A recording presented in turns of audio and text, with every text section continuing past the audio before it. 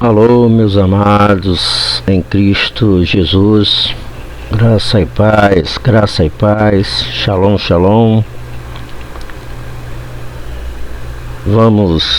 Aqui quem fala é o irmão Marcelo Oliveira e nós vamos começar a fazer um estudo dos Evangelhos segundo as Escrituras. Meus amados irmãos, vamos começar pelo Evangelho de Mateus, capítulo 1,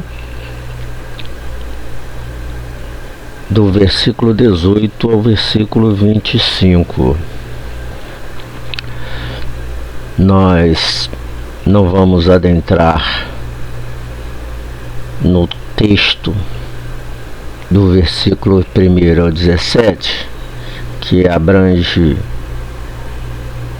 a questão de genealogia, e vamos entrar direto a esse texto de Mateus capítulo 18, do versículo de Mateus capítulo 1, Mateus capítulo 1, do verso 18 ao verso 25. E de maneira que o título, temos como título aqui o nascimento de Jesus. Ok, muito bem. Vamos ler o texto e depois nós voltaremos paulatinamente analisando versículo por versículo. Eu estarei aqui nesse vídeo e outros que farei dando sequência a estes estudos dos evangelhos, e vou me ater apenas ao contexto de teologia bíblica. Apenas meditaremos no campo da hermenêutica e da exegese, para que ninguém confunda com exegese.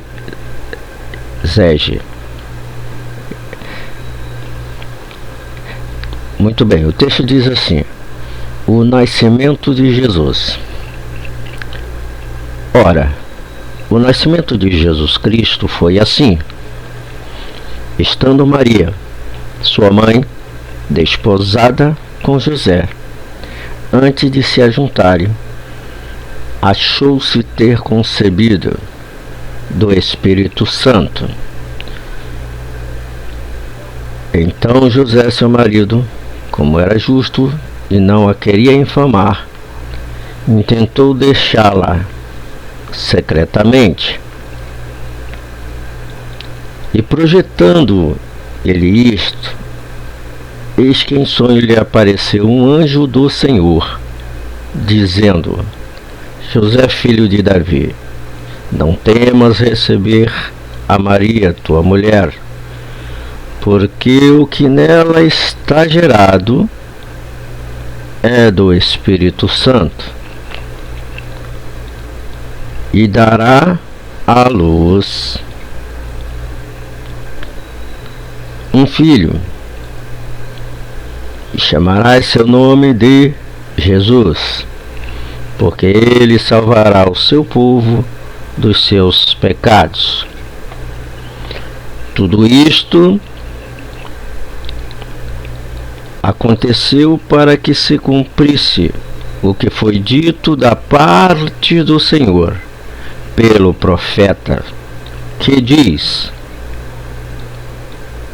eis que a Virgem conceberá e dará à luz um filho, e chamá-lo-ão pelo nome de Emanuel, que traduzido é Deus conosco. José, despertando do sonho, fez como o anjo do Senhor lhe ordenara, e recebeu a sua mulher, e não a conheceu até que deu à luz seu filho, o primogênito, e pôs-lhe por nome Jesus. Muito bem, irmãos. Agora nós vamos meditar versículo por versículo. A começar pelo versículo 18. O versículo 18 nos diz: Ora, o nascimento de Jesus Cristo foi assim. Estando Maria, sua mãe, desposada com José, antes de se ajuntarem, achou-se ter concebido do Espírito Santo. Muito bem. O que é que nos chama a atenção? Temos aqui algumas referências. Eu estou usando essa Bíblia digital, a The Word. Muitos irmãos conhecem esse aplicativo e ele traz algumas referências, por exemplo, do versículo em si. Lucas capítulo 1, versículo 27, que diz: Há uma virgem desposada com um homem cujo nome era José, da casa de Davi. O nome da virgem era Maria, ou seja, o anjo visitando a mãe do nosso Salvador para anunciar o nascimento do Messias. Continua com Lucas capítulo 1, versículo 35 como referência, dizendo: E respondendo o anjo, disse-lhe: Descerá sobre ti o Espírito Santo, e a virtude do Altíssimo te cobrirá com a sua sombra. Por isso também o santo que de ti há de nascer será chamado Filho de Deus. E temos outras referências aqui, mas se for necessário, nós estaremos analisando-as. Muito bem. O que é que nos chama, irmãos, a atenção nesse versículo, já para início de estudo? O que nos chama a atenção é a primeira frase, a primeira oração, quando o escritor Mateus declara: O nascimento de Jesus Cristo foi assim. Bom, dentro dessa oração há uma palavra de suma importância, que é a palavra nascimento. Vamos refletir um pouco sobre essa frase. Mateus vai narrar, trazer uma narrativa sobre de como se deu, como aconteceu o nascimento do nosso Salvador Jesus Cristo. E é interessante essa palavra nascimento. Já de cara, nós podemos observar aqui o seguinte: quando nós estudamos acerca da cristologia na teologia, e analisamos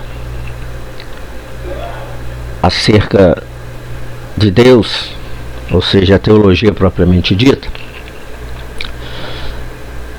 interessante que os trinitarianos, e já de antemão eu quero dizer que eu não sou trinitariano, mas também não sou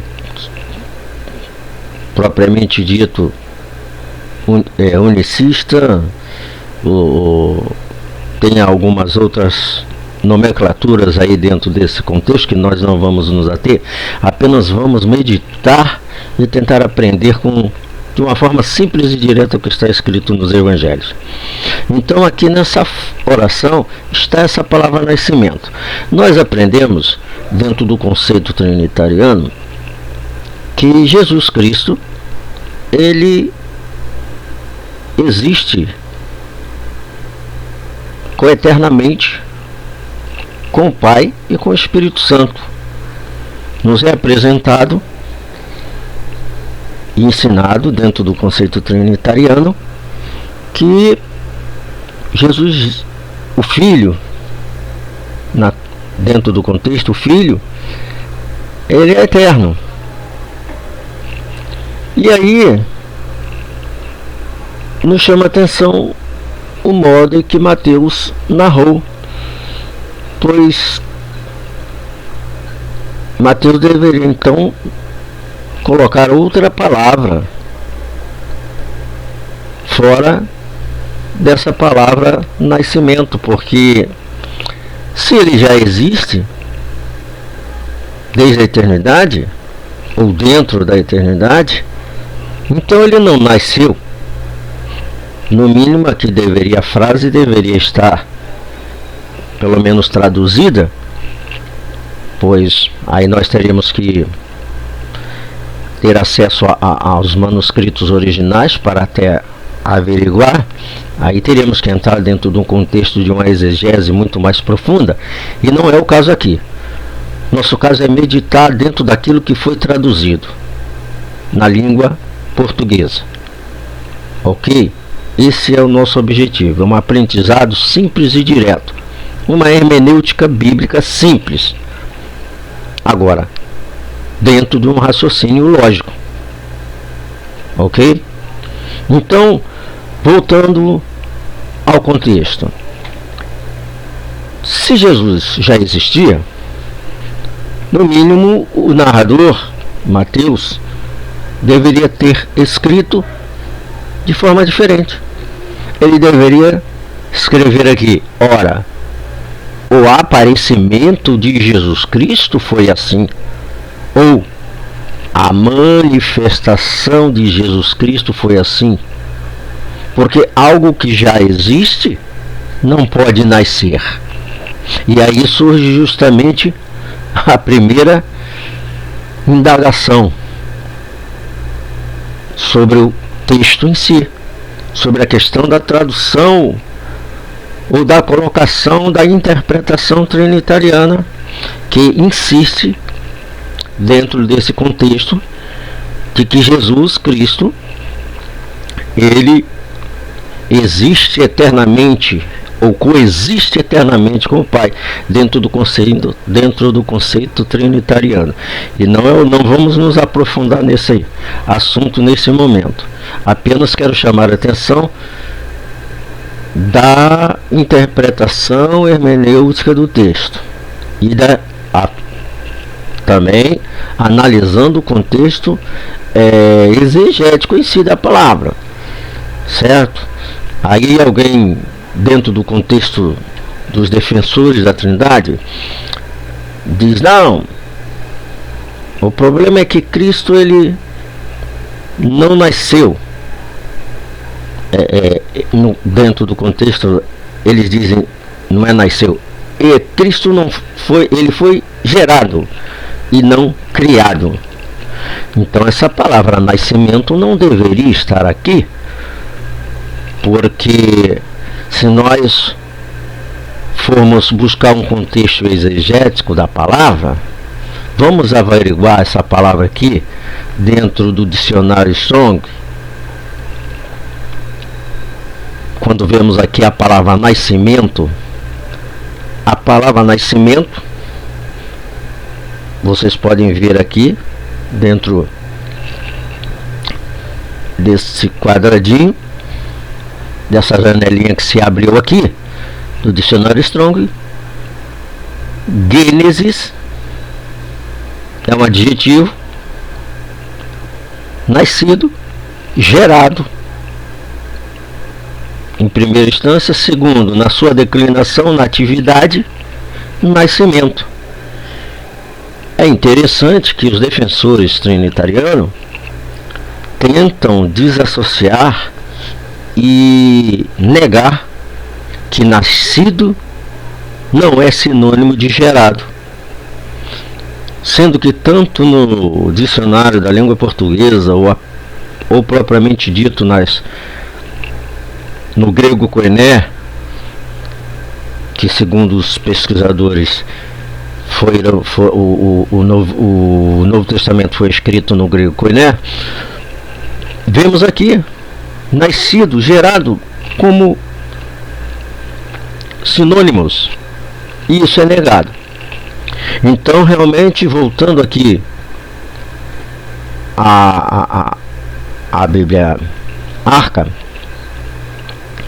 voltando, vamos então meditar mais. Ora, o nascimento de Jesus Cristo foi assim. Então Mateus está declarando, a não ser que Mateus tenha errado. E aí vem os defensores bibliólatras tentar dizer que não, a Bíblia não contém erro. Bom, então será que podemos chegar a um denominador comum dentro do contexto da tradução dessa frase? Ora, o nascimento que nós entendemos é o surgimento de algo inexistente. E aí fica essa indagação. Afinal de contas, Jesus Cristo, e note, pelo menos eu interpreto da seguinte forma: toda vez que se fala de Jesus Cristo, diretamente refere-se à natureza humana de Cristo, porque Cristo é verdadeiramente o próprio Deus. E isso é um conceito que eu tenho dentro de uma visão que eu chamo de visão triofânica. Eu não defendo trindade. Eu concordo em parte com muitas coisas da teologia contemporânea, concordo em parte com alguns pontos da visão trinitariana, concordo com alguns pontos da visão unicista e por aí vai. Todavia, entretanto, dentro das minhas pesquisas bíblicas, pelo menos eu entendo assim, dentro dessa visão triofânica. Alguém pode estar perguntando que palavra é essa, irmão Marcelo? Triofânica, nunca ouvi falar. Bom, para mim essa palavra, de certa forma, eu também nunca vi nem ouvi em outro lugar nenhum. Todavia, eu criei uma junção de palavras de três, e fânica de fania ou teofania, ou seja, manifestações divinas. Essa é a visão triofânica. Deus é o único Espírito, única pessoa que se manifestou como Pai e depois como Filho. Não vamos adentrar dentro desse contexto, porque estarei futuramente fazendo alguns vídeos especificamente sobre isso. Aliás, no meu canal do YouTube, com o título A Visão Triofânica, já tem alguns vídeos falando sobre o assunto. Ok? Voltando ao contexto aqui, ao nosso estudo. Então surgiu essa dúvida. Nascimento, por que nascimento? Se ele já existe, não deveria estar aqui a palavra nascimento. Dentro dessa visão triofânica, como eu estou aqui declarando para vocês, eu entendo o seguinte: que o Jesus homem não existia na eternidade. Ele passou a existir justamente no ventre de Maria, gerado, criado pelo poder do Espírito Santo, o Jesus homem, o corpo. Todavia, a essência divina, que é o Espírito Santo, na qual o conceito trinitariano também, a base trinitariana é Deus, é o único, em essência, que subsiste em três pessoas coeternas, porém as três são distintas. Bom, aí surge a pergunta: qual é a essência de Deus? Eu ainda não vi em lugar nenhum diretamente explicar isso. Deus é uma essência. E qual é a essência divina? Qual é a essência de Deus? Bom, a resposta está lá em João capítulo 3, capítulo 4, versículo 24, se não me falha a memória. Ok? Jesus, conversando com a mulher samaritana, ele declarou: Deus é Espírito. Ok? É assim que está escrito lá em João 4, 24. Certo? De maneiras que, voltando aqui, ora, então, só para concluir, para que os irmãos entendam, dentro dessa visão teofânica, o Jesus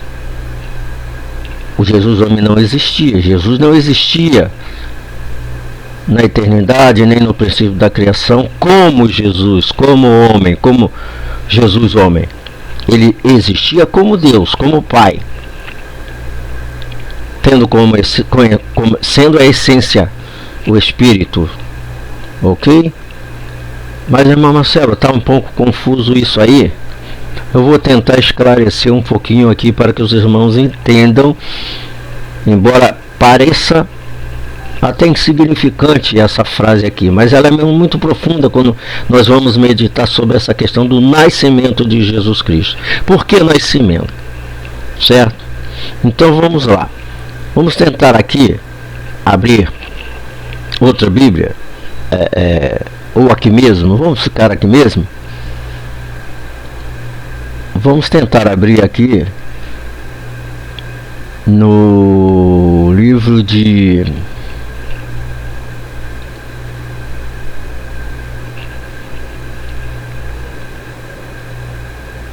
João, capítulo 4, versículo 24, para nós entendermos essa questão,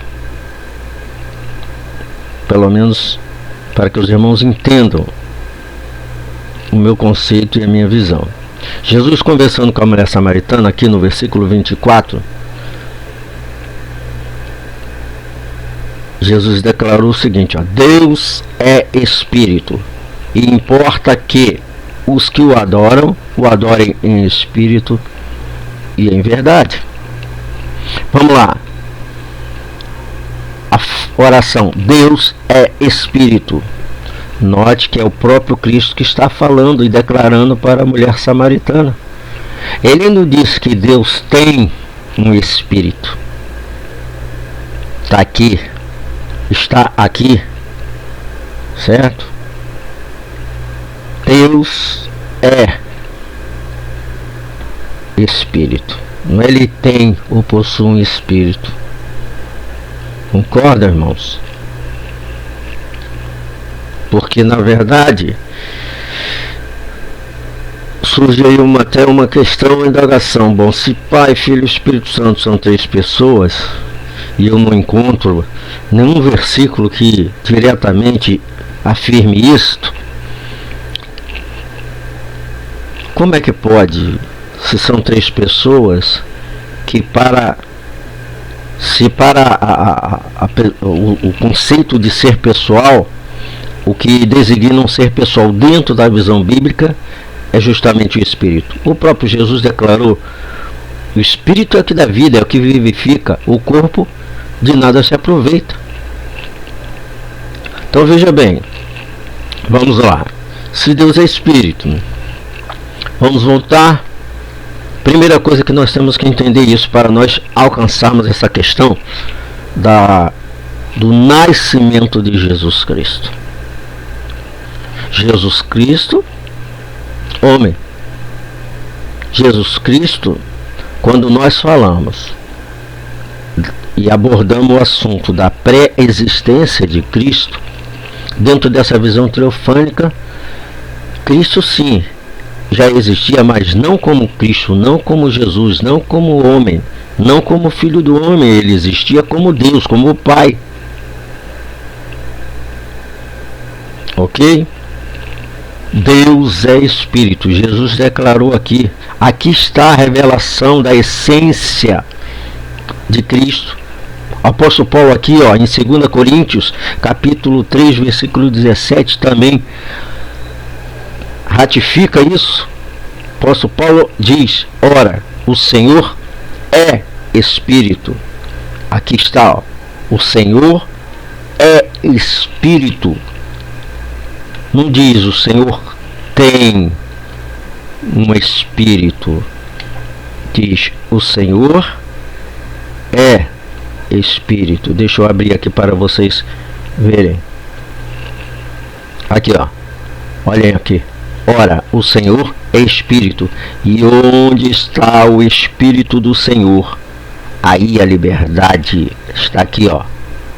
Ora, o Senhor é Espírito. Não diz tem um Espírito. A essência divina é Espírito. Então vejam, aí está a resposta que o conceito trinitariano parece que muitos, nunca, pelo menos até hoje, nunca ouvi nenhum deles explicarem isso e declararem isso. Mostrar qual é a essência de Deus como Deus único. Porque só há um Espírito. Apóstolo Paulo fala lá aos Efésios, capítulo 4, ele vem dizendo: há um só Senhor, um só Deus, um só Espírito. Ok?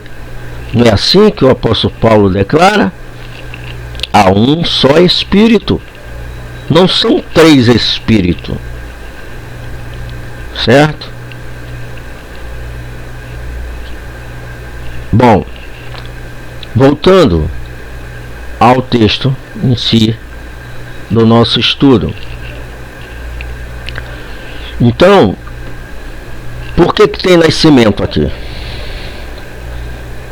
Porque não existia, Cristo não existia. Ah, irmão Marcelo, então é o seguinte, prova que Jesus Cristo como homem, como filho do homem, ele ainda não existia. Bom, muito bem.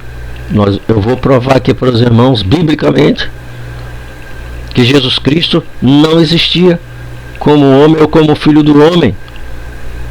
Ok? Nós vamos lá vamos verificar nas Escrituras, vamos examinar as Escrituras. Vamos lá para Carta aos Hebreus, capítulo 1. Aqui, ó, quando o escritor aos Hebreus, a partir do versículo 4, que tem como título Cristo é superior aos anjos, nós vemos aqui o seguinte: o escritor aos Hebreus, no versículo 5, 4 e 5 em diante, 4, 5, 6, dizendo assim, ó, feito, falando acerca de Cristo, tá? Dizendo que Cristo foi feito antes, tanto mais excelente do que os anjos. Ou seja, ele, olha só a palavra feito. O escritor aos Hebreus dizendo aqui, ó, ele foi feito, criado, mais excelente do que os anjos. Criado em que sentido? Dentro do contexto corporal. Deus deu para ele um corpo. O salmista já profetizou isso lá atrás. O próprio escritor aos Hebreus fala sobre isso. E ele diz aqui, tanto mais excelente do que os anjos, quanto herdou mais excelente nome do que eles. Ou seja, Cristo herdou um nome maior, porque o nome de Cristo é o próprio nome do Pai. Porque a palavra Yehoshua, do hebraico, Yeshua, do grego, significa Deus, salvação. Deus é salvação. Isso dentro da exegese. Os irmãos, quem estuda um pouquinho mais sabe disso. E ele continua dizendo, o escritor, no versículo 5 aqui, ó, porque a qual dos anjos disse jamais? Ou seja, qual anjo ou qual outro ser humano Deus disse jamais? Tu és meu filho, hoje te gerei. O escritor aos Hebreus aqui, quando ele usa essa frase, essa oração, tu és meu filho, hoje te gerei, ele está se referindo a um versículo profético do Salmo, lá do Salmo capítulo 2, versículo 7, olha, está aqui, ó. Vou mostrar para vocês aqui, ó. Está aqui, ó. Salmo 2, certo? Versículo 7, dizendo que, profeticamente, Deus usando a boca do profeta para dizer: proclamarei o decreto, o Senhor me disse, tu és meu filho, eu hoje te gerei. Essa profecia refere-se a Cristo, dita pelo salmista. E aí vamos analisar esta oração. Note aqui, olha, a palavra hoje, da ideia de tempo. Ali, o Espírito Santo estava usando o profeta e revelando e profetizando, dizendo o seguinte, falando que ele seria seu filho, ele dizendo, ó, tu és meu filho. Ele declarando que Jesus seria o filho. Por que filho? Porque foi criado pelo Pai, pela essência do Pai, que é o Espírito Santo. Aí diz, hoje. Ué, vamos refletir um pouquinho de forma bem simples. Porque aqui, será que Deus aqui errou? Hoje te gerei, ou seja, olha, gerar é sinônimo de criar. Não me venham aqui os trinitarianos dizer, não, gerar é uma coisa e criar é outra. Essa narrativa não cola. Então vamos esquecer as regras exegéticas, vamos esquecer as regras gramaticais e vamos interpretar as escrituras ao nosso bel prazer. É correto isso? Não. E aí ele diz, hoje, por acaso Deus estaria gerando esse filho no dia que estava usando o profeta, o salmista, como profeta para profetizar? Não, a palavra hoje dá a ideia de tempo. Mas que tempo seria? Porque Deus não está preso ao tempo, ao nosso tempo. Deus é todo poderoso, Ele é soberano. O hoje aí, dentro do contexto gramatical, certo? Esse hoje está fora do nosso tempo, é o tempo de Deus, refere-se ao tempo de Deus. Kairos, certo? Ele está se referindo ao dia em que Cristo, Jesus homem, seria gerado no ventre de Maria.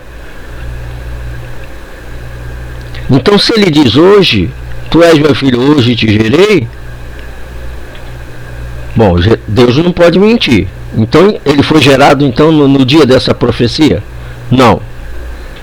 Para nós entendermos. E aí, o escritor aqui aos Hebreus, ele, pelo Espírito, veja que ele ratifica, ele diz o seguinte, e outra vez, aí ele vai se novamente trazer uma referência profética lá de trás do Velho Testamento, que está lá em 2 Samuel 7,14. Deus usando o profeta Natan para Davi, dizendo, olha, profetizando acerca do Messias de Cristo, dizendo, eu lhe serei por pai, e ele me será por filho. Aqui está uma interrogação, porque o escritor aqui está fazendo uma interrogação, perguntando a qual dos anjos Deus falou isso. Agora eu quero chamar a vossa atenção para isso. Note que lá em 2 Samuel, aqui já está inclusive aberto a janelinha aqui, ó, de 2 Samuel, capítulo 7, versículo 14. Profeta Natan, usado pelo Espírito para falar para Davi, profeticamente acerca do Messias, que Davi queria criar, levantar aquele templo e Deus proibiu, porque Deus, desde lá de trás, nunca foi intenção divina que se levantasse templo de pedra. Deus não habita em templo feito por mãos de homens. E aqui, dentro dessa referência, aqui está bem claro. Essa profecia foi dita pelo profeta Natan aqui, ó, dizendo, ó, eu lhe serei por pai, ele me será por filho. E se vier a transgredir,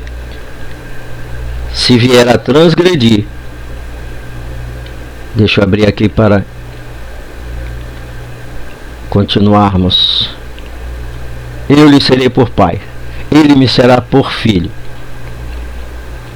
E se vier a transgredir, castigá-lo-ei com varas de homens e com açoites de filho de homem. Vamos lá, para que os irmãos entendam o que eu quero dizer aqui, ó. Olha a oração, olha a frase, a oração que é dita. Vamos meditar. Ele diz, eu lhe serei por pai, e ele me será por filho. Bom, os irmãos notem que o verbo ser está aqui, ó, eu lhe serei. Não está no passado, não está no presente, quando foi proferida essa profecia. O verbo está no futuro, eu lhe serei. Ah, então Deus errou? Deus então esqueceu então que o filho então já existia como filho? Então Deus deveria ter falado aqui, eu lhe sou por pai, e não eu lhe serei. E ele ratifica dizendo, e ele me será. Olha, o verbo novamente no futuro. Serei no futuro, será no futuro. Bom, se Jesus Cristo já existia como filho, então aqui, na hora do momento profético, Deus errou, falhou. Deus não erra, Deus não falha, Deus é perfeito. Então aqui está a prova de que Jesus não existia lá no princípio como filho do homem, como homem. Não, ele existia sim, porque Jesus é Deus encarnado. Está lá, João capítulo 1, versículo 14. O verbo se fez carne. Mas ele, o verbo, existia com o verbo, não é Jesus de forma direta, indireta. Lá em João. Então veja bem, eu estou provando aqui que Jesus não estava lá no princípio, não. Ou então, aí vamos lá, os bibliólatras. A Bíblia então não tem. Bom, então isso aqui é um erro. Então aqui tem uma falha grave, temos que ratificar isso aí. Mas eu acredito que claramente que não, nesse contexto aqui não existe falha nenhuma, não. Ok?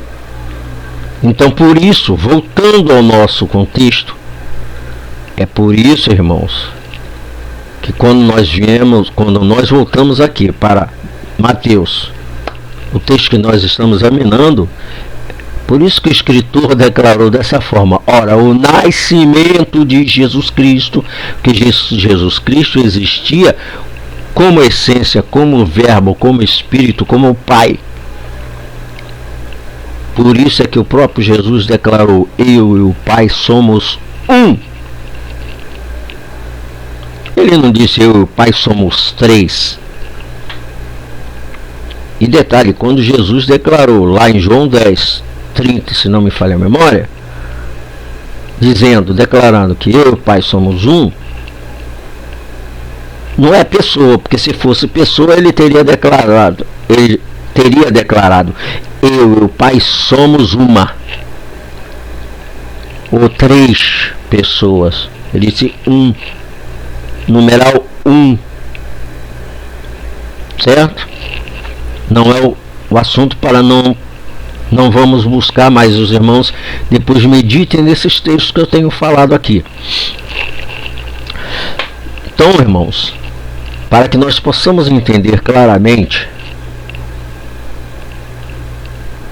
veja, Mateus começa justamente trazendo essa informação verdadeira. Ora, o nascimento de Jesus foi assim, por isso é que ele usa a palavra nascimento, que infelizmente os trinitarianistas negam, porque insistem em afirmar que Deus é 3 pessoas. Não é o contexto, não vamos perder tempo mais nisso. Só queria esclarecer, porque eu acho importante chamar a atenção sobre esse contexto, sobre essa narrativa, sobre o que está escrito aqui. Nós temos que examinar tudo e reter o que é bom. Agora temos que examinar. Não é só sair engolindo qualquer coisa, não. Vamos prosseguir então aqui, meus irmãos. Vamos lá. Ora, o nascimento de Jesus Cristo foi assim, 2 pontos. Diz o escritor Mateus: estando Maria sua mãe, não há dúvida disso, né? Entendemos, conhecemos, quem conhece e lê e estuda os evangelhos sabe claramente que Miriam, ou Maria, Miriam, dentro do hebraico, o nome verdadeiro, sua mãe, não vamos entrar e nos aprofundar na questão de cristologia para falarmos sobre a questão da natureza humana de Cristo, porque dá pano para manga, é muita coisa. Vamos apenas procurar estudar aqui o texto e entender de forma clara e simples. O nascimento de Jesus, então Jesus nasceu. Se nasceu é porque não existia antes, certo? Pelo menos como homem não, ele existia assim como Deus, porque Jesus é o próprio Deus encarnado. Sua mãe, Miriam, estava desposada com José. Desposada, ou seja, nas versões da linguagem de hoje já traz uma clareza, já traz o texto de uma forma mais clara. Essa aqui é a Almeida Revista e Corrigida, que eu gosto dela. Então, ela estava prometida já em casamento para José. E é interessante nós meditarmos sobre esse conceito, sobre essa questão, que essa palavra desposada, tá? Vamos verificá-la aqui, ó, no dicionário Strong, para nós entendermos um pouquinho melhor. Diz aqui assim, ó, a palavra desposada tá aqui, ó, nessa janelinha, ó. Ministeu, cortejar, pedi-la em casamento, ser prometida em casamento, estar noivo, ou seja, eles estavam dentro da nossa cultura, diferentemente da cultura hebraica da época, seria como estar noivo, sendo que com um grande diferencial. Na nossa cultura, noivo não tem tanto compromisso, é um compromisso entre aspas. Não é aquele compromisso, é um compromisso que pode ser desfeito a qualquer momento, a qualquer hora. Todavia, dentro da cultura hebraica, lá na época era diferente. O noivado praticamente já tinha inclusive compromisso prescrito. Era compromisso, já era em si um casamento, todavia antes de ser consumado. Mas o noivado na época era algo tão sério, o compromisso de casamento era algo tão sério, meus irmãos, que se um dos dois se prostituísse, adulterasse ou fornicasse, estavam sujeitos a serem apedrejados, certo? Eram punidos, poderiam ser punidos terrivelmente. Então Maria estava prometida, ou seja, de certa forma já tinha assumido o compromisso com José. E aqui o narrador Mateus diz: antes de se ajuntar, ou seja, porque era assim o procedimento cultural da época. Antes de se juntarem, de verdadeiramente se tornarem uma só carne, havia um compromisso seríssimo diante da cultura, diante da sociedade, diante do âmbito familiar. Era uma responsabilidade já praticamente de casamento. E aí diz que, estando eles nessa condição de noivado, Maria achou-se, está aqui, ó, achou-se ter concebido do Espírito Santo, ou seja, ficou grávida, concebeu um filho.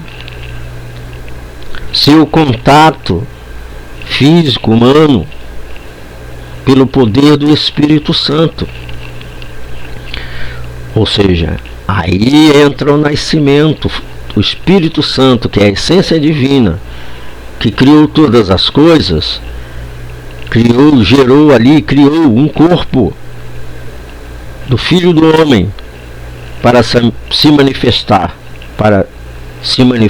como Deus em um corpo. E ali, pelo poder do Espírito Santo, ela concebeu, engravidou, certo? Então, irmãos, nós vemos aqui as referências, não vamos adentrar, mas vamos refletir também um pouquinho sobre a situação. É interessante, né, irmãos, que as coisas de Deus, a ação divina na terra, o processo do reino de Deus, dentro do contexto do plano da salvação, da redenção, a ação divina muitas das vezes é de uma forma que o ser humano fica meio perplexo, que nem sempre Deus age da maneira mais fácil, pelo caminho mais curto, pelo caminho mais fácil, com facilidade. Se nós pararmos para meditar aqui a situação de Maria, imagine como é que não deve ter ficado a mente dela. Nós vemos lá, Lucas dá uma ênfase maior sobre a vinda do anjo para revelar, para falar com ela, que ela iria conceber pelo Espírito Santo e tal. Beleza. Mas e a situação dela diante da família, diante da sociedade, diante do próprio noivo, marido prometido em casamento? Que hoje em dia, um caso desse, homem nenhum aceita, não. Ora, eu estou noivo e de repente, do nada, minha noiva aparece me dizendo que está grávida, sem nós termos tido nenhuma relação. A situação é uma situação bem difícil. Veja que Deus, muitas das vezes, para agir, para trabalhar no seu reino, dentro dessa dimensão terrestre, Deus, ele age de várias formas, e muitas formas, muitas das vezes, para nós é uma prova. E aqui, se nós pararmos para meditarmos, não foi uma situação fácil para ambos. Nós vamos ver aqui em seguida. Então vemos aqui que ela passou a estar grávida. Versículo 19 diz assim, olha, então José, seu marido, veja que o narrador inclusive já coloca aqui como marido, como era justo. E aí vamos parar um pouco aqui e vamos avaliar isso aqui. É interessante o testemunho de Mateus acerca de José, certo? Mateus testifica aqui que José, seu marido, era um homem justo. Eu costumo dizer, de um modo geral, a todas as pessoas que eu tenho a oportunidade de dialogar, de conversar ou de estudar, que o reino de Deus, ele possui 4 pilares. O reino de Deus, de um modo geral, tanto na dimensão física ou metafísica, está alicerçado em 4 pilares.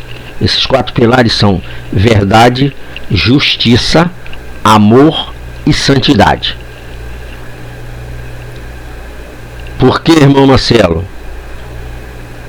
você declara que esses 4 atributos são os pilares? Porque, na verdade, quando se fala de justiça, Deus é justiça. Quando fala de amor, Deus é amor. Quando se fala de verdade, Deus é verdade. Quando fala de santidade, Deus é santo. São atributos que fazem parte da essência divina e são requisitos fundamentais para os verdadeiros cristãos, os verdadeiros filhos de Deus. E esses 4 pilares, verdade, justiça, amor e santidade, eu costumo usar como o aferidor de toda a interpretação bíblica, de toda a hermenêutica bíblica, de todo o entendimento, de todo discernimento espiritual, porque qualquer interpretação, qualquer discernimento, qualquer ensinamento, qualquer argumentação que ferir esses 4 pilares, verdade, justiça, amor e santidade, eu particularmente eu coloco de lado. Porque Deus é verdade, justiça, amor e santidade. Então eu uso isso como base. Então vemos aqui, voltando ao contexto, voltando ao assunto, vemos aqui nas Escrituras Mateus testificando do ato de justiça, dizendo que José, o padrasto, entre aspas, de Jesus, era um homem justo. E nós vemos dentro da continuidade do texto, que diz assim, que ele não a queria infamar. Olha o amor que ele tinha, o amor que ele tinha por ela, o ato de justiça, porque, irmãos, provavelmente não encontramos detalhes tão profundos sobre o ato em si desses acontecimentos, certo? Dentro das Escrituras, dentro dos Evangelhos, a informação narrativa é um tanto quanto superficial, mas nós podemos avaliar, conjecturar, analisar o seguinte: provavelmente Maria participou para José, dizendo: olha, José, um anjo apareceu para mim, dizendo assim, assim, assim, assim, e realmente ela ficou grávida. Ele, por sua vez, temente a Deus, mesmo que dentro do seu interior tivesse alguma dúvida, mas ele demonstra, pelo que Mateus declara aqui, que era um homem justo, que a amava porque não a queria infamar, ou seja, não queria difamá-la. Até porque provavelmente ele ficou na dúvida, porque ela disse que teve uma visão, que apareceu um anjo do Senhor. Ele, sendo temente a Deus, provavelmente ele deve, por sua vez, ter tido cautela. Opa, pera aí, eu não posso agir precipitadamente, antecipadamente, de forma afobada, porque se for verdade o que ela está dizendo, eu vou estar interferindo em uma dimensão espiritual divina. E aí ele, por sua vez, também, por amá-la, se é outro, já sai, como diz o velho ditado, né? Espalhando para mundos e fundos, para difamá-la, para desmoralizá-la. Todavia não, Deus, veja como Deus trabalhou na vida dele, e ele deixou Deus agir na sua vida, e ele não teve precipitação, embora ele só intentou, tá aqui, ó, ele intentou deixá-la secretamente. E aí, ou seja, bom, vamos lá, vamos dar um jeitinho para, né, não quero difamá-la, não vou culpá-la. E o texto diz que ele resolveu agir de uma forma, tentar agir de uma forma secreta. Essa era a intenção de José. Mas vemos aqui, o interessante desse versículo é os atributos que tinha José. Uma coisa que nos chama a atenção, dentro do contexto do reino de Deus, é que Deus escolhe pessoas, não é qualquer pessoa que é escolhida para fazer parte da obra do reino. São pessoas que têm que ter algumas características fundamentais para ser escolhido por Deus. Maria era uma pessoa justa, temente a Deus, obediente aos mandamentos, provavelmente, da Torá, da velha aliança. José da mesma forma, como está aqui declarado, certo? E aí, prosseguindo no texto, diz no versículo 20, o escritor Mateus, e projetando ele isto, ou seja, era algo que ele estava projetando, foi um processo um tanto quanto não apavorado, não precipitado, é algo que ele estava analisando, avaliando, projetando. Esse é o sentido dessa palavra, projetando ele isso, eis que em sonho, aí começa o agir de Deus de uma forma direta. Em sonho lhe apareceu que um mensageiro, anjo, a palavra anjo significa mensageiro. E aí Deus, ele tem o seu modo de agir, de falar, né? Nós vemos o escritor aos Hebreus dizer que Deus, desde a velha aliança, Deus falou pelos profetas de várias maneiras, de várias formas. E uma das maneiras, e uma das formas que Deus pode falar diretamente com seus filhos, com seus servos, é em sonho. Como aqui nós vemos essa passagem. Todavia, irmãos, quero chamar a atenção e parar um pouquinho para falar sobre essa questão de sonho. No nosso meio evangélico, encontramos pessoas que muitas das vezes se apega demasiadamente a sonho. Irmãos, eu quero esclarecer uma coisa. Dentro do que está aqui nas Escrituras, e nós vamos entender na continuidade da leitura do texto, que Deus, uma coisa, Deus quando fala, eu quero deixar bem claro isso para que ninguém seja enganado. Deus pode falar por sonho, Deus pode trazer uma revelação, uma visão.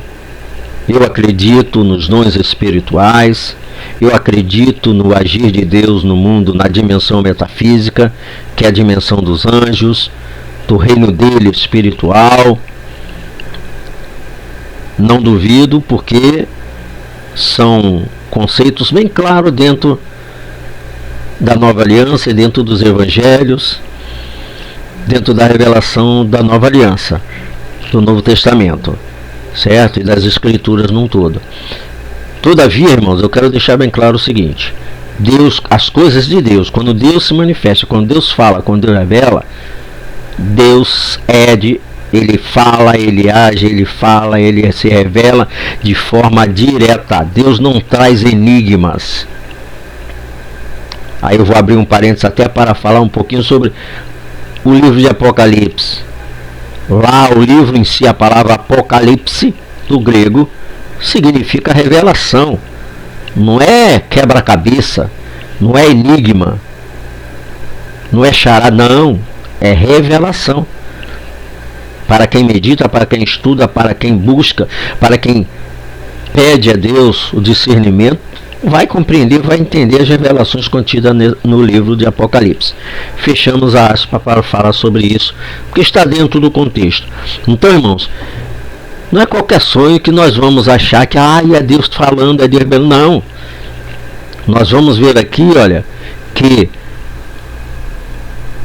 o modo de comunicação divina através do sonho é de uma forma clara, objetiva e direta. Está aqui, ó, dizendo, ó, eis que em sonho lhe apareceu um anjo do Senhor, que também temos que ter cuidado. Existem anjos que não é da parte do Senhor, porque a palavra anjo é mensageiros. Não nos esqueçamos que a Escritura também declara que Satanás se transforma em anjo de luz para enganar. Ele é o pai da mentira. E aí, continuando, diz aqui: quer que o anjo apareceu em sonho dizendo o que? Aí vamos avaliar o que o anjo falou. como é que o anjo se comunicou com ele através de sonho? Dizendo: José, filho de Davi, porque ele era descendente de Davi. E aí o anjo diz assim, olha, no sonho: não temas receber a Maria, tua mulher. Tem uma palavra que nos chama a atenção aqui. O anjo declara: não temas. Isso nos dá a entender o quê? Que José, entre outras coisas, também estava com medo. E é natural do ser humano ter medo. E por que estaria José com medo? Aí não vou me aprofundar dentro da questão cultural da época. Todavia, entretanto, qual era o medo que ele poderia ter? De alguém também ter acusação, ou alguém acusá-lo dele ter ultrapassado o limite do noivado, ter, vamos dizer entre aspas, comido o fruto antes do tempo, para que os irmãos entendam e compreendam, né? Ou seja, ele poderia ser acusado também de fornicação. Ambos poderiam ser acusados disso. Então vejam, irmãos, que a situação muitas das vezes, para nós, quando nós somos usados por Deus na obra do evangelismo, na grande comissão da evangelização, nós passamos também por lutas, por provas. As coisas é com luta, é com prova. E aí quando nós meditamos, por isso que eu falo que não basta apenas ler, é importante, é interessante nós meditarmos em cada frase, em cada palavra, para buscarmos o verdadeiro discernimento, o verdadeiro objetivo da mensagem que é dada através das narrativas dos evangelhos. Então ele provavelmente estava com medo, e o anjo disse aqui, olha, não temas em receber Maria, tua mulher, como tua mulher. Por quê? Aí ele vai explicar. Porque o que nela está gerado... Opa, vamos lá, vamos parar um pouquinho aqui, dentro daquilo que nós já até falamos. Olha a palavra gerado, criado. E aí eu quero chamar a atenção dos ouvintes que estão acompanhando esse estudo para o seguinte: note a forma, pelo menos na maioria das versões bíblicas de tradução de língua portuguesa, essa oração está justamente dessa forma, porque o que nela... E aí, se nós pararmos para meditar, nós poderíamos até acusar esse anjo de profanação, né? Olha a colocação linguística que o anjo usa para se referir a Cristo. O que nela? Não parece uma colocação verbal meio desvalorizada? Porque o que nela, essa frase, o que nela está gerado. E aí estaria o anjo aqui sendo desrespeitoso com o Salvador, que é o próprio Deus? Não.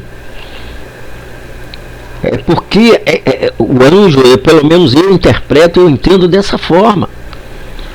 O anjo está se referindo ao corpo. E aí vem aquele versículo que o próprio Cristo lá na frente vai dizer, e diz: o Espírito é que vivifica, o corpo para nada se aproveita. Porque o reino de Deus, Cristo veio trazer um reino espiritual, não terreno, não físico.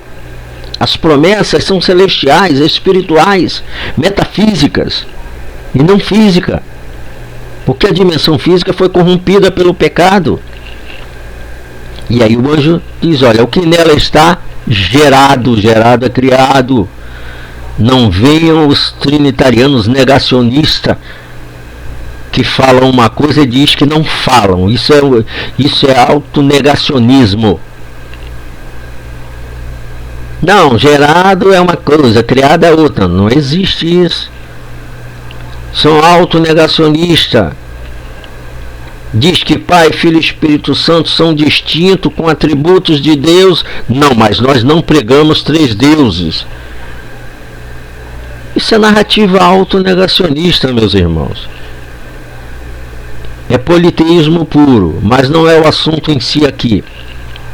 Voltando ao contexto, porque o que nela está gerado é do Espírito Santo, é procedente. Note que essa frase, quando eu falo que nós temos que prestar atenção, meditar em cada frase, o anjo, o próprio anjo da parte de Deus usa a frase, coloca a frase essa é do. O que é que significa é do? Ou seja, que procede de algo ou de alguém. E se é gerado, se procede de alguém, se existe um criador, e ali trata-se de algo procedente de outrem, você não pode colocar como eterno. Não sei se os irmãos estão entendendo o que eu quero dizer. O conceito de eternidade, de forma mais clara e objetiva, é o seguinte: eterno é tudo aquilo que nunca teve princípio, nem nunca terá fim. Então, aqui o anjo então está errado dizer que procede do Espírito Santo. Não, porque se ele já existia, o que é eterno, o que existe eternamente, não procede de nada nem de ninguém. Os irmãos estão entendendo? Espero que os irmãos estejam compreendendo o sentido aqui desse estudo. E o objetivo aqui, irmãos, quero abrir aspas e fechar aspas para dizer o seguinte: o objetivo aqui não é criticar, não é dizer quem está certo, quem é errado, é apenas o meu objetivo com esse canal que eu criei, é porque eu sou teólogo autodidata e trago esses vídeos, esses estudos que eu vou começar agora a partir desse primeiro que eu estou fazendo, chamar a atenção para a reflexão dos ouvintes, certo?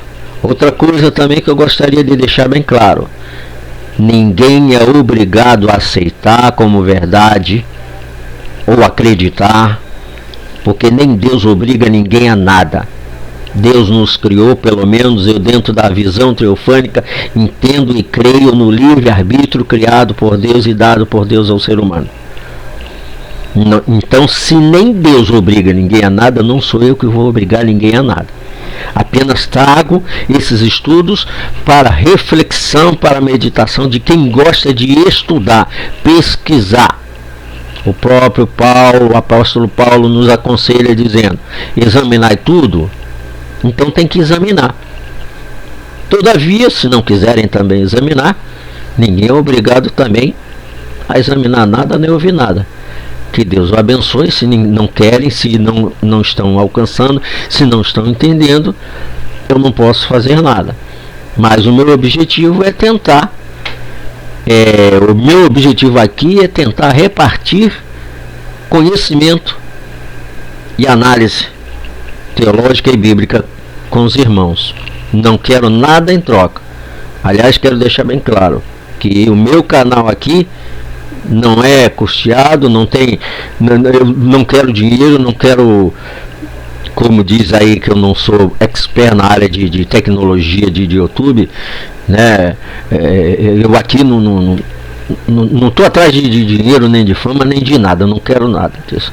Eu apenas quero transmitir alguns conhecimentos que eu tenho adquirido através do exame teológico, da visão teológica que eu tenho tido, e compartilhar para quem interessar. Voltando ao assunto, meus irmãos,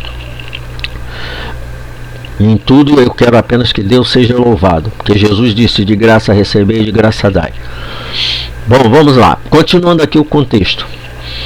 Versículo 21, Então, só para concluir, veja que o João declarou que ali estava sendo gerado um corpo para a manifestação da essência divina, que é o Espírito Santo, a essência de Deus, do Pai, que a essência do Pai é a mesma essência do Filho, não são duas pessoas.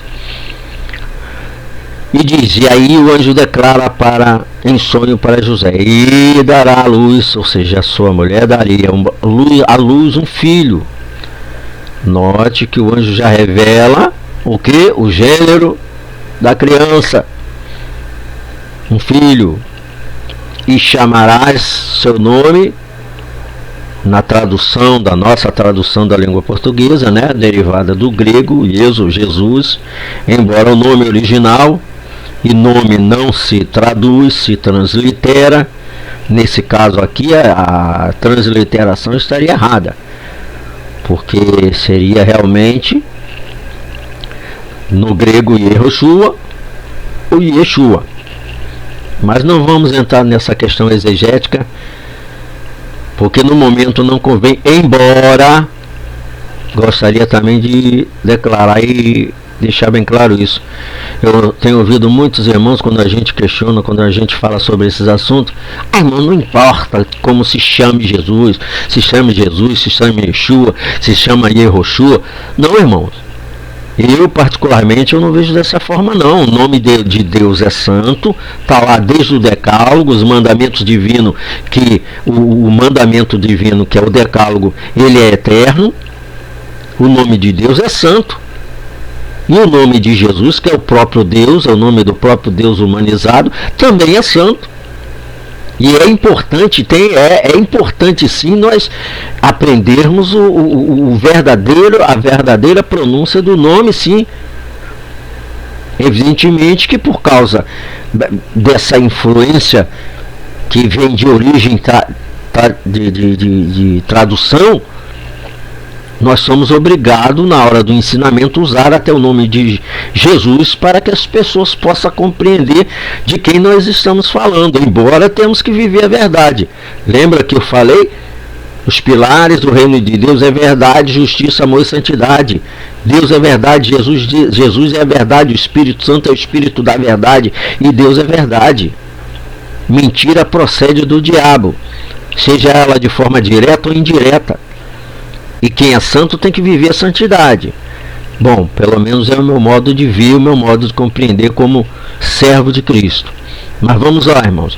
Então, outra coisa interessante aqui, olha. O nome, quem determinou e quem deu foi o próprio Deus. De um modo geral, os pais, e naquela época lá da cultura judaica, hebraica, da época de Cristo, né? Era principalmente o pai que decretava o nome. De maneira que teria o próprio Deus é que determinou qual seria o nome dele. Que realmente Yeshua no aramaico e Yehoshua no hebraico. Os nomes próprios são, na verdade, nomes compostos, muitas das vezes formando a frase que significa Yeshua ou Yehoshua, Deus salva, ou Deus é salvação. Ok? É interessante sim. Então, não vamos tratar, porque o nome de Jesus, o nome do Salvador não tem importância. Não, tem sim. Para quem leva as coisas de Deus de forma séria, para quem realmente leva e as coisas divinas, o Evangelho, Jesus, Deus, com seriedade, tudo importa sim. Não tem essa coisa, não tem nada a ver não. Porque, meu irmão, eu costumo dizer o seguinte, meus amados irmãos: Deus não tem nada a perder, Jesus, ele como Jesus também não tem nada a perder. Só quem tem a perder é o ser humano, e não levar Deus a sério. Porque quem corre risco somos nós, de perder as nossas almas. Por isso que o próprio Jesus declarou e disse: de que adianta ganhar o mundo todo e perder a sua alma. Mas vamos lá, irmãos, para concluirmos aqui a meditação desse texto das Escrituras. Prosseguindo, ele diz, e ele explica aqui o anjo dizendo, por que esse nome? Olha a importância do nome.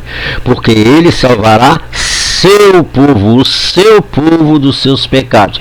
Quero chamar a atenção disso também, irmãos. Olha aqui, ó. O anjo declara que ele salvará o quem? Seu povo. Não é qualquer um. Ah, tudo bem, a salvação, ela foi realizada, o projeto, o plano de salvação, o plano de redenção, ela foi, Deus fez, Deus criou, Deus agiu para a salvação de todos. Todavia, a eficácia, a eficiência de todo esse projeto, ele só vai ter eficácia na vida daquele que aceita Cristo, aquele que obedece a Cristo, aquele que se torna povo de Deus, aquele que, segundo está lá em João, capítulo 1, crê em Jesus e passa a ter o poder de ser chamado filho de Deus. A eficácia da salvação não é uma coisa banal não, e não é de qualquer forma, de qualquer jeito não. Ela é condicionada assim. Não é como existem alguns ensinamentos pretéritos aí, dizendo uma vez salvo, salvo para sempre, que a salvação é de qualquer maneira. Não, não é assim não. Dentro dos evangelhos, a salvação é condicionada a quê? A crer e obedecer a Jesus Cristo como nosso único suficiente Salvador. E aí sim ele irá nos garantir a salvação de quê? Dos nossos pecados. Ok, irmãos? Prosseguindo aqui. 22 diz assim: tudo isto aconteceu e teria que acontecer para que se cumprisse. Porque tinha que se cumprir, porque aquilo que Deus fala se cumpre. Aquilo que Deus decreta acontece. Como diz lá o profeta Isaías, o Espírito Santo usando o profeta Isaías para dizer: a palavra de Deus, não é a palavra escrita não. É a palavra que procede da boca de Deus, e o falar de Deus não é igual ao nosso falar não. Não vou entrar nem nesse mérito, para não tornar o vídeo tão longo assim. Mas nós vamos falar sobre esses assuntos futuramente. Então, o que Deus fala se cumpre. Então, para que se cumprisse o que foi dito, olha, eu quero chamar atenção para isso. Dentro de um contexto aí, que as pessoas costumam dizer, e eu não concordo, a Bíblia é a infalível e inerrante palavra de Deus. Não. A Bíblia é o livro de revelação de Deus, inspirada pelo Espírito Santo, não feita nem falada pelo Espírito Santo de Deus.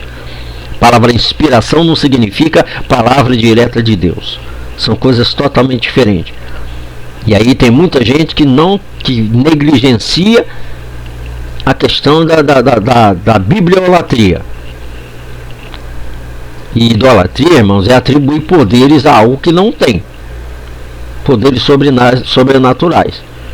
Mas não é o contexto, eu apenas estou falando aqui superficialmente, mas mais na frente estaremos abordando esses assuntos com outros estudos. No decorrer do próprio estudo das Escrituras, nós vamos falar mais sobre isso.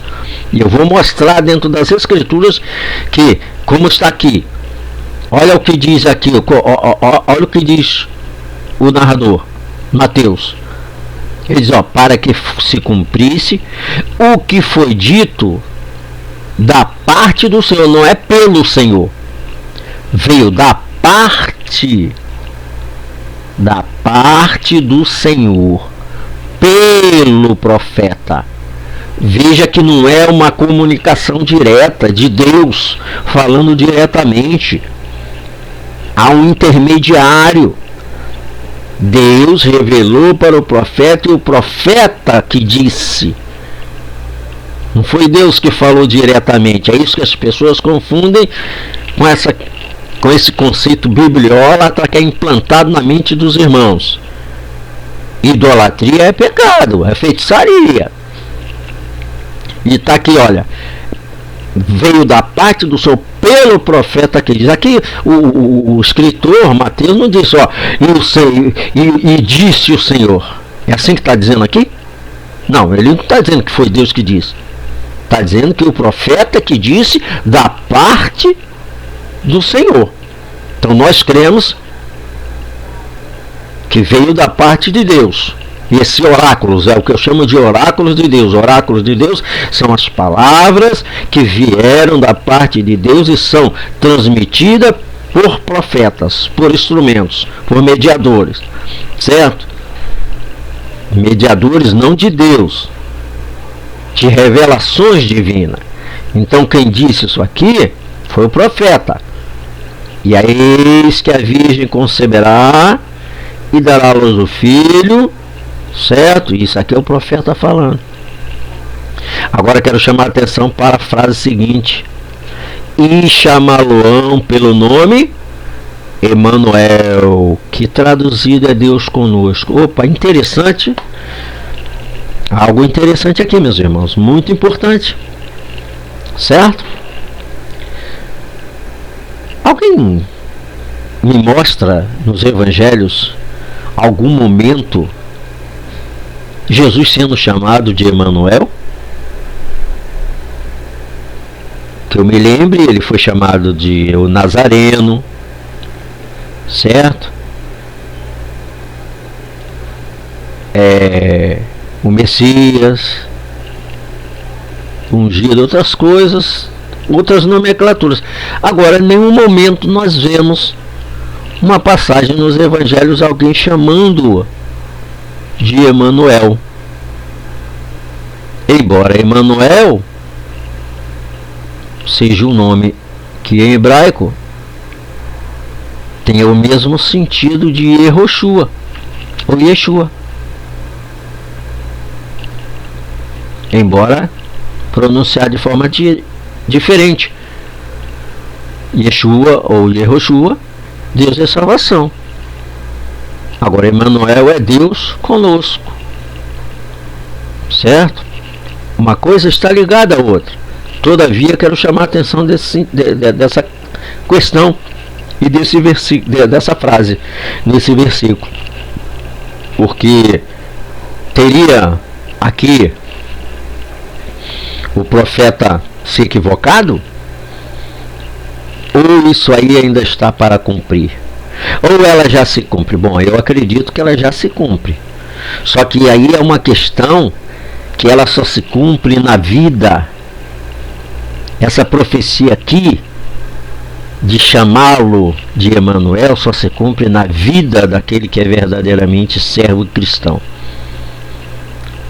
Só se cumpre na vida daquele que verdadeiramente é templo do Espírito Santo, é morada do Espírito Santo, porque realmente quem tem o Espírito Santo realmente tem Deus conosco.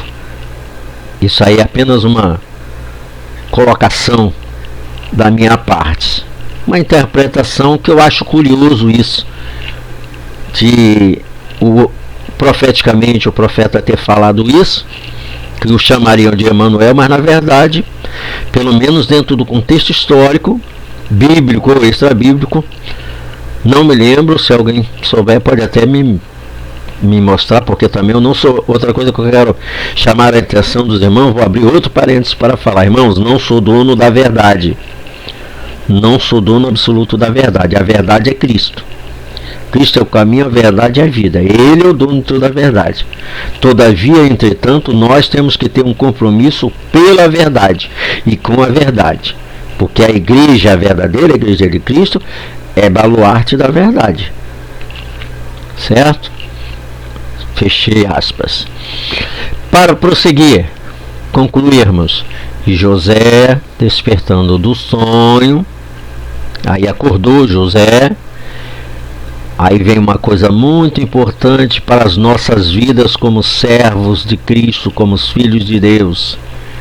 Fez como o anjo do Senhor lhe ordenara. Aí entra a chave, vamos dizer assim, a chave da vitória.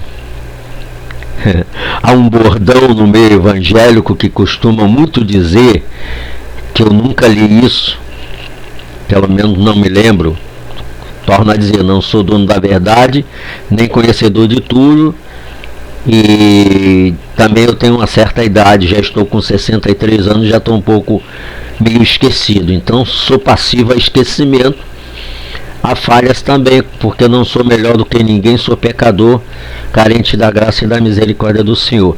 Todavia, voltando ao contexto que eu estava falando, há um bordão que diz: a oração é a chave da vitória. Eu não concordo muito com isso não. Para mim a chave da vitória é a obediência. Para que tudo isso aqui, que nós lemos nesse texto, que se cumprisse, foi necessário que obediência da parte de José, perdão, irmãos, da parte de José, certo? José recebeu a sua mulher. Então, ponto fundamental para a vida daqueles que querem realmente ser salvos e ser um verdadeiro cristão, um verdadeiro filho de Deus. Obediência. Obedecer é melhor do que sacrificar. Certo, irmãos? Prosseguindo aqui, que tem mais coisa no finalzinho aqui, é o que eu falo. Muitas das vezes se nós só lermos, vai passar muitas coisas desapercebidas. Mas se nós meditarmos, vamos aprender e ver que tem muita coisa importante nas narrativas dos 4 evangelhos. Muitas coisas importantes para a nossa vida e para a nossa vida prática e de fé. E diz assim: e não a conheceu até que deu à luz seu filho. Opa! Olha outra coisa interessante, meus irmãos. Outra coisa muito interessante. Outro comportamento da parte de José louvável. Ele era um homem temente, reverente às coisas de Deus, tinha reverência a Deus, reverência para com as coisas sagradas, santas.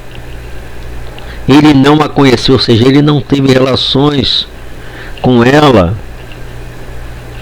Ele poderia simplesmente, se fosse um outro qualquer, fora daquele tempo, se fosse hoje em dia, não, já que ela então não é mais virgem, então eu posso ter relação com ela. Não.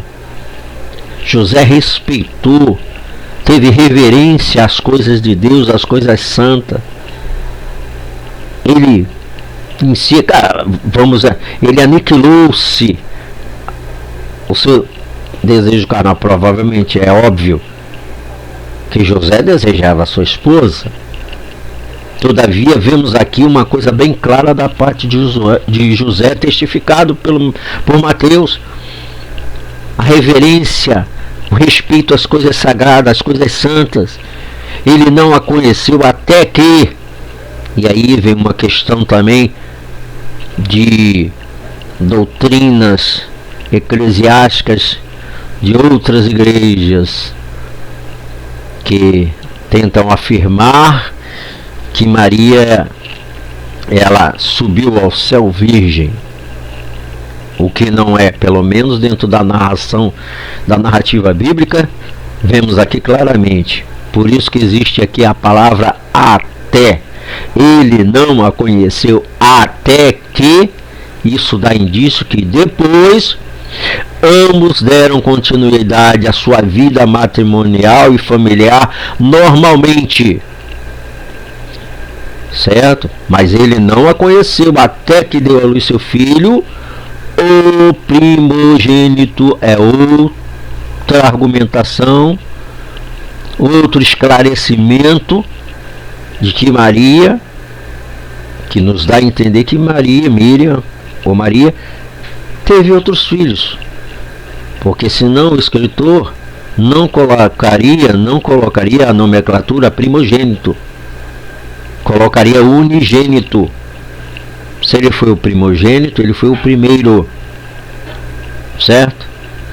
E aí conclui o texto dizendo: e pôs-lhe, colocaram o nome dele,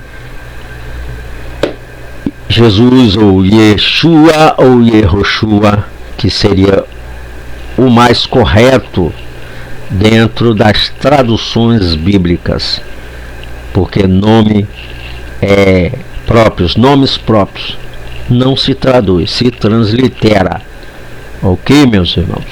Bom, aqui nós terminamos a meditação desse texto de Mateus, dando início a futuros estudos que nós estaremos aqui, que eu estarei pelo menos colocando no meu canal.